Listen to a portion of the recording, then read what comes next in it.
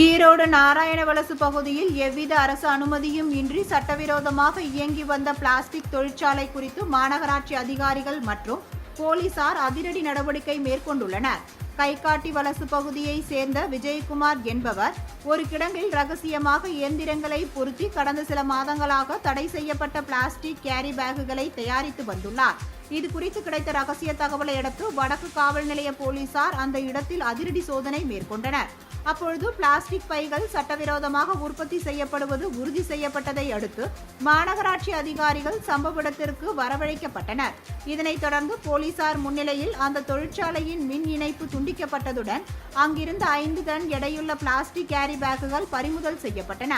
மேலும் விதிமுறைகளை மீறி செயல்பட்ட உரிமையாளர் விஜயகுமாருக்கு 25,000 ரூபாய் அபராதம் விதித்த அதிகாரிகள் இதுபோன்ற சட்டவிரோத செயல்களில் ஈடுபடுவோர் மீது கடும் நடவடிக்கை எடுக்கப்படும் என எச்சரிக்கை விடுத்தனர்.